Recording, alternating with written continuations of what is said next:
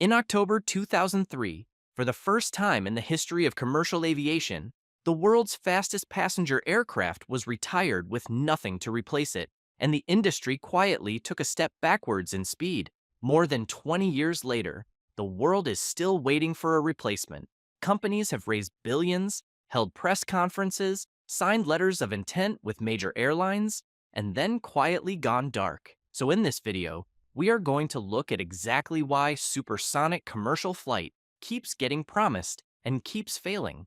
Not because the engineering cannot be done, but because there is a number buried inside every supersonic business plan that never adds up, no matter how much money goes in. And understanding why that number exists starts with the only aircraft that ever made supersonic flight work commercially and what it actually took to keep it flying.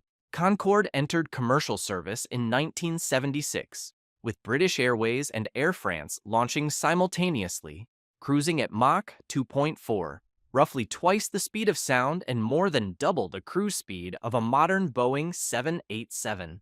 London to New York in 3.5 hours, carrying around 100 passengers per flight across 27 years of service. On paper, that reads like a success story. The reality underneath those numbers tells a very different one.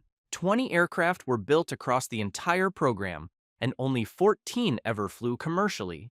Because despite more than 70 airlines placing options during development, not one of them ever followed through with an actual purchase. The program had forecast demand for 350 aircraft. 14 is what it actually sold. Development costs started at an estimated $130 million and ended at over $2.8 billion, with the British and French governments each absorbing $1.4 billion of that. According to a report in the Independent newspaper, the total government write-off across Concorde's lifetime reached $34 billion, a taxpayer subsidy of roughly $8,000 for every passenger who ever flew. And here is the detail that almost never surfaces in the Concorde story. When the British government stepped back in 1984, it sold the entire British Concorde fleet to British Airways for just £16.5 million. British Airways then operated Concorde at a profit for years, but that profitability only existed because the development costs had already been absorbed by the state. Strip out the government subsidy, and Concorde would not have survived the 1980s. Concorde was not the only supersonic passenger aircraft to attempt commercial service. The Soviet Union had the Tupolev Tu-144, which first flew in 1968, and by May 1970 had become the first commercial transport to exceed Mach 2. Passenger service began in November 1977 on a single route between Moscow and Alma-Ata in Kazakhstan, chosen specifically because the corridor crossed sparsely populated territory to reduce sonic boom impact over cities. Aeroflot shut the program down after just 55 passenger flights. 2 supersonic passenger aircraft reached commercial service across all of aviation history. One survived for 27 years on government money. The other lasted less than a year.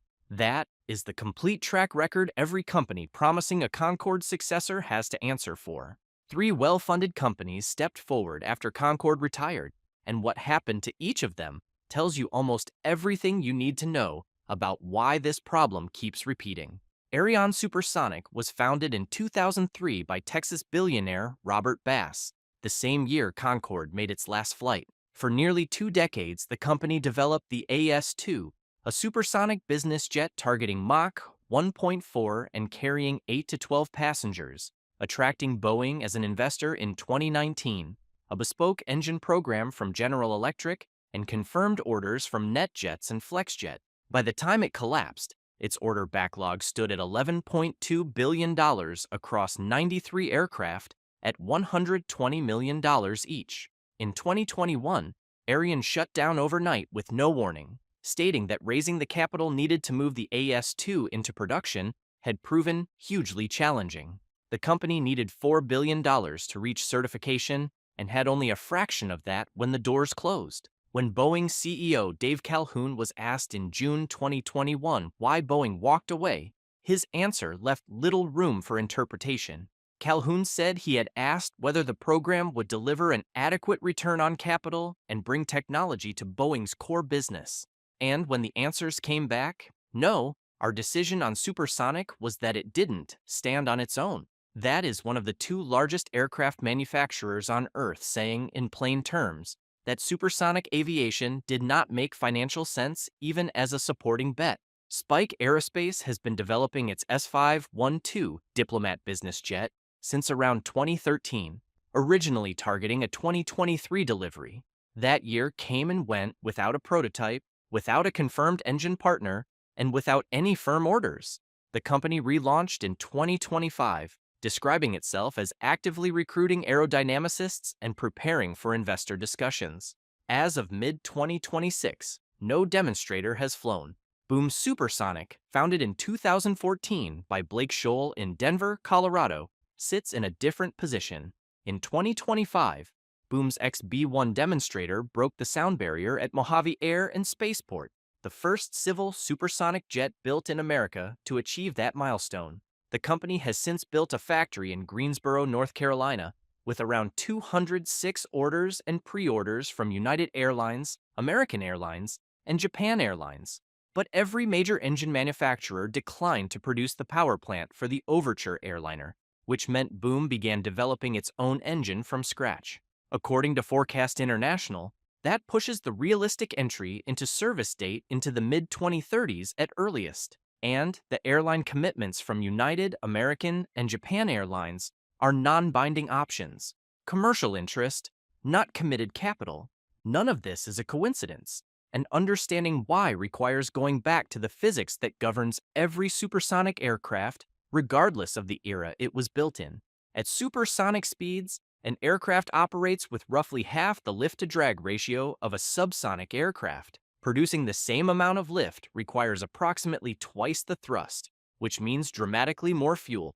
Research published by the International Council on Clean Transportation found that a commercial supersonic transport burns between 5 and 7 times as much fuel per passenger as a comparable subsonic aircraft. And even compared to business class on a modern widebody, the figure sits at around 3 times as much fuel per seat. Fewer seats, more fuel, higher operating costs, and the only way to recover that cost is through higher ticket prices. Concorde's one-way London to New York fare ran the equivalent of $12,000 to $15,000 in today's money, and while Boom has suggested the Overture might reach $4,000 to $5,000 per seat, analysts note that initial pricing would realistically exceed $10,000 before any economies of scale take hold. That is the market every supersonic program is selling into. Expensive seats on restricted overwater routes, competing against business class on conventional aircraft that are nearly as fast door-to-door when city center airports and transfer times get factored in. And that market has always been smaller than the pitch decks suggest. British Aircraft Corporation's own research in 1970 predicted over 30% of transatlantic passengers would pay first-class fares to fly Concorde, when the actual figure was 7% and already declining. Today, first class represents less than 2% of transatlantic passengers. The sonic boom compounds everything further. In 1973, the United States banned civilian supersonic flight over American soil under Regulation 14 CFR 91.817, confining every supersonic aircraft to overwater routes for over 50 years, exactly the corridors with the most competition. President Trump signed an executive order in June 2025 directing the FAA to begin lifting that ban, and a House committee passed the Supersonic Aviation Modernization Act in December 2025. But as of mid-2026, the formal rulemaking process is still running, and the ban has not been removed. One genuinely new development deserves attention. NASA's X-59 QSST, built by Lockheed Martin's Skunk Works division, completed its first flight on October 28, 2025, 4 years behind its original schedule, and by June 2026 was preparing for its first supersonic test flights, with data intended to give regulators the evidence needed to establish a formal noise standard for overland flight. Boom's XB-1 demonstrated similar quiet supersonic characteristics in January 2025. Neither of those things solves the fuel burn equation, or the market size problem, or the engine certification challenge. but it is the first genuinely new piece of the puzzle to arrive in decades. The honest position is that supersonic commercial flight faces the same structural problem it has carried since the 1960s. An aircraft with fewer seats that burns dramatically more fuel on limited overwater routes cannot be priced low enough to fill it without a subsidy covering what the market will not. The only time supersonic worked commercially was when two governments absorbed the full development cost and handed a functioning aircraft to their national carriers at effectively zero capital cost. No government is repeating that arrangement, and no private investor has been willing to absorb those costs either. Not Boeing, not General Electric, not the backers who funded Aerion for nearly 2 decades before it closed without warning. Boom. Supersonic may well build the Overture, and the XB-1 supersonic flight and the Greensboro factory are real achievements. But building the aircraft and sustaining a commercially viable supersonic network are two different problems, and Concorde demonstrated what the gap between them costs: $34 billion in government money. The question every new supersonic program has to answer is whether the economics have actually changed or whether the pitch decks just look better than they used to. Drop your answer in the comments. Do the numbers ever actually work for supersonic travel, or does someone always end up picking up the bill?